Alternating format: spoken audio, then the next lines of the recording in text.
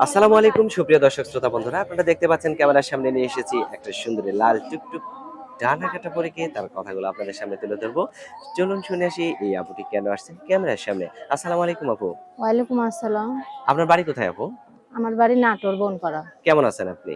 আছি আলহামদুলিল্লাহ, ভালো আছি। ক্যামেরার সামনে কেন আসছেন আপু? ক্যামেরার সামনে আসছি ভাই, আমি কষ্ট করে দর্শকের মাঝে এসে দাঁড়াইছি।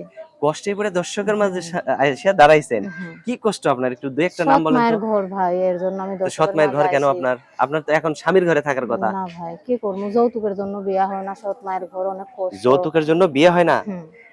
আপনার বয়স কত এখন? বয়স তো হবে পুরা 20 বছর ভাইয়া। সত্যি কথা বলতেছেন তো? সত্যি বলতাছি ভাইয়া। 20 বছর বয়স হয়ে গেছে, এখনো যৌতুকের জন্য বিয়ে হয় না। হ্যাঁ এটা কোনো ভাইয়া। কথা হইলো আপু? হ্যাঁ একটা ভাই, প্রেম সৎ টেম মা, করবেন, যার সৎ মা ঘরে ভাই সেই বুঝে কত যন্ত্রণা, একটা কত প্রেম টেম কষ্ট। করে বিয়ে বসবেন। হ্যাঁ, যে আমার সত্যকারের ভালোবেসে বিয়া শাদী করবে, সে যেমন হোক, বুড়া হোক জোয়ান হোক, ওইটা আমার সমস্যা নাই। বিয়া শাদী করলে আমি বসবো ভাই। আপনার এলাকায় সেরকম মানুষ নাই আপনাকে বিয়ে করার মতো?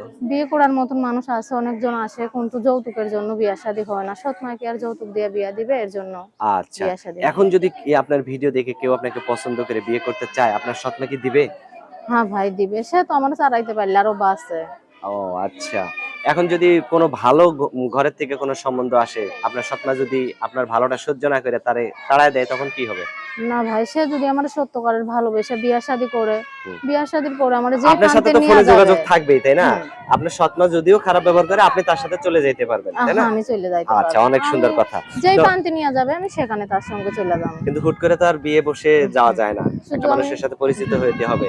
যেহেতু আপনি সুন্দর মানুষ, সেইভাবে একটু তার সাথে কথা বলবেন। ঠিক আছে? ওইটাই ভাই। আপনার ফোন নাম্বার মুখস্থ আছে যেটা না দিবেন? ভাই, আপনার কাছে আমার হাতে যে নাম্বারটা দিছেন এটা কি আপনার মুখস্থ আছে নাম্বারটা? না ভাই, আমার মুখস্থ নাই, আমি আপনার বলি, কাছে আমার সাথে আপনিও আচ্ছা বলেন। ভাই। 019 019 7 7 11 11 53 53 2 2 59।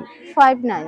এটাই তো আপনার ফোন নাম্বার? এইটাই আমার ফোন ফোন নাম্বার। দিলে আপনি ধরবেন তো? হ্যাঁ, ফোন দিলে আমি সত্যি ধরবো আপনি ভাই, ধরবেন? সত্যি আমি না ধরবো আবার ভাই। অন্য কেউ যদি ধরে? না ভাই, আমার হাতেই থাকে সবসময়, আমি ধরবো। আচ্ছা, তো ঠিক আছে আপু, ভালো থাকবেন। হ্যাঁ, প্রিয় দর্শক, আপনারা ভালো থাকবেন। আর এই আপুটিকে যদি কারো পছন্দ হয় তাহলে অবশ্যই যোগাযোগ করবেন।